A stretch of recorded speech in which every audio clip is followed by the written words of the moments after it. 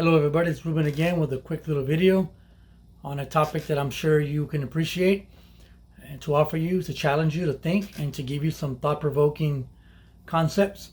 As you guys know, I'm a writer and a public speaker, and whenever things are brought to my attention, either through a letter or through a text or a phone call, an exchange I have at work or something going on here at home, I have no qualms with sharing these exchanges with these video appearances, and hoping that it would give you an opportunity to rethink perhaps a position you have in life, or maybe even think twice about why you believe what you believe. So having said that, let me ask you a question. What if you could have one of two things, which would you want? Would you rather want the ability to do whatever you want without anyone telling you what to do or how to do it, namely like the government? Would you either want that type of freedom to do whatever you want, no punishment whatsoever? Or would you want there to be some restrictions, because those restrictions would protect you and your family and society at large? So which would you rather have? Unimpeded freedom to do whatever you want, drive drunk, have sex with minors, kill people, use drugs, drive over a non-existent speed limit, just do whatever you want. No laws stopping you from doing what you want to do. Or have laws that would protect you and your family and society at large. Which would you rather have? If you're anything like me, or like any, what I would believe, a rational thinking person, you wouldn't want the ability to just be able to do whatever you want without any type of outside interference.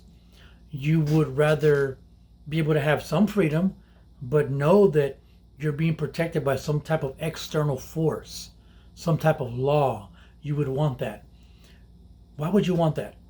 Well, common sense, number one, but number two, I think the Bible paints a very clear picture for why the government is here. Let me read something to you. In the book of Romans, we're given a very, very clear picture of what government is supposed to do.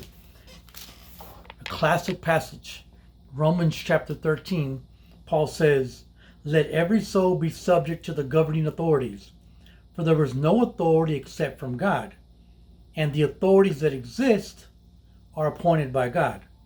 Therefore, whoever resists the authority resists the ordinance of God, and those who resist will bring judgment on themselves.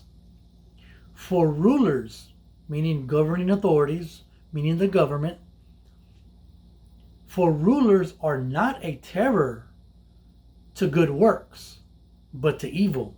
In other words, the government isn't a terror. The government isn't something bad to those who do good, but to those who do evil.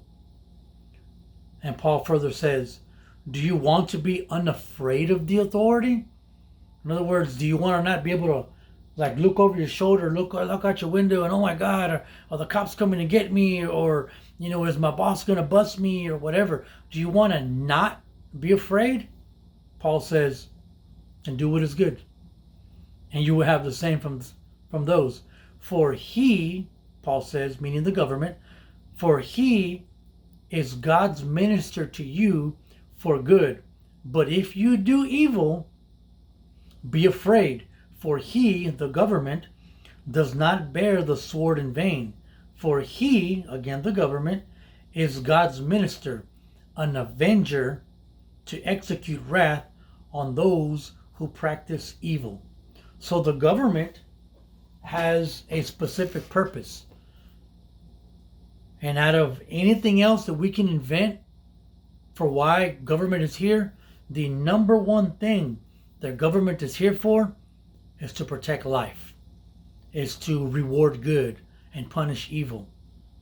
So back to our question, would you rather live in a government, in a world where your ability to choose, what we can call free will, would you want to live in a society where that agency, that moral agency to just do whatever you want unimpeded existed?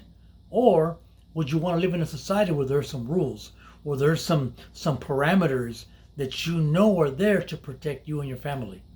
I think that you would choose the second option.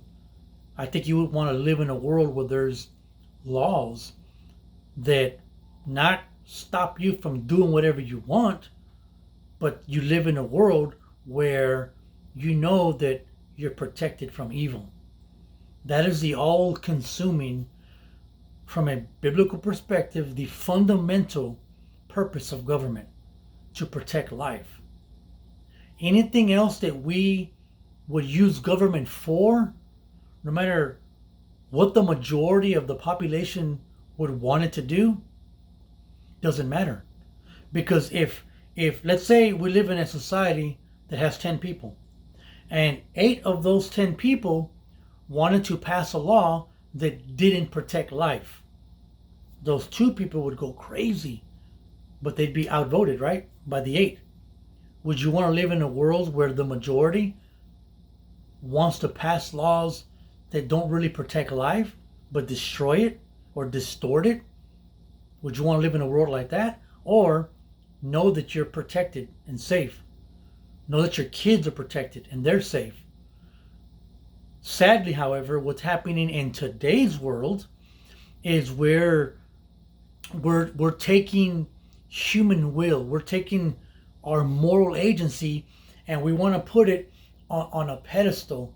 We want to elevate human will supremely above anything else and make that the number one thing that's protected. We want to be able to do whatever we want.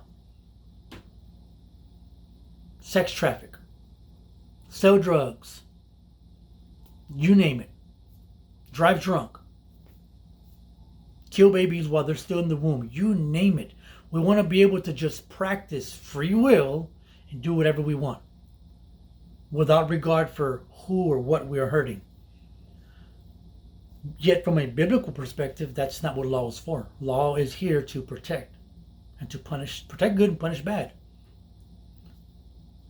But sometimes, rather quite often, what we're seeing today is what we can call a mob mentality. People are working themselves up into a frenzy, basically foaming at the mouth, dying to just be able to do whatever they want, no matter who or what is affected, who is hurt. That's not what law's for. And any rational thinking person is going to say, you know what, maybe we shouldn't pass that law, because that law is going to have some immediate and long-term effects that do not protect life.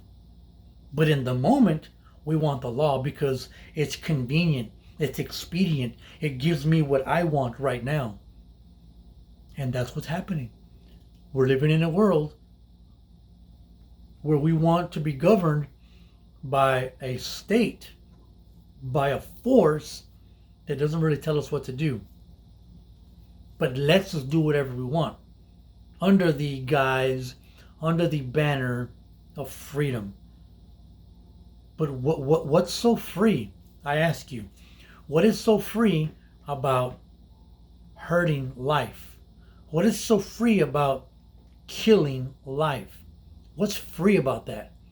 What's so free, for example, about taking a 5-year-old, in some instances a 2-year-old, I saw a video earlier, where we're taking children who aren't even past elementary school, and we're giving them the power. We're affirming, we're validating their ability to choose what gender they want to be.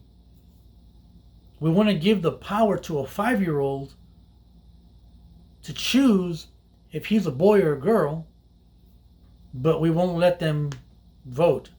But we won't let a grown man have sex with them. I mean, think about that.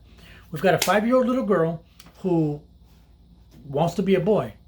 Yes, we want to honor that. Let's let this little girl be a boy because she can choose. She's got the the moral capacity.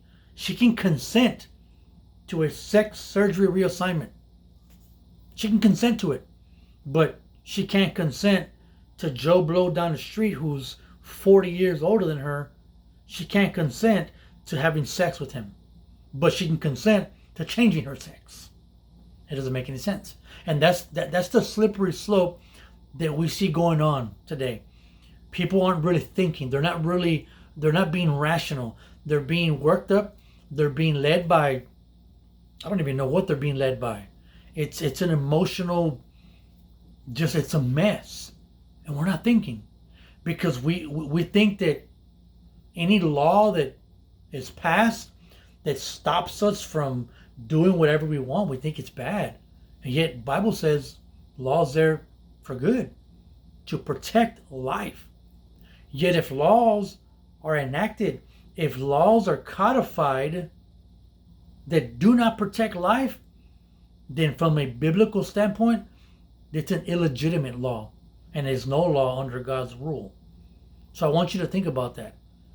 Do you want to live in a world where free will reigns supreme and we can do whatever we want because it feels good, because it's expedient? Or do we want to live in a world where rules and laws are based on the fundamental premise that protects life? Which do you want? Ruben again, signing out. I hope and pray that you will think about that, because what we need more than anything else today is not the unimpeded freedom that our carnal desires want. What we need is moral restraint.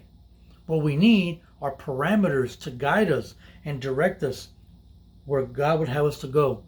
And in a secular world, putting the Bible aside, in a secular world, we need laws that protect life, not destroy it.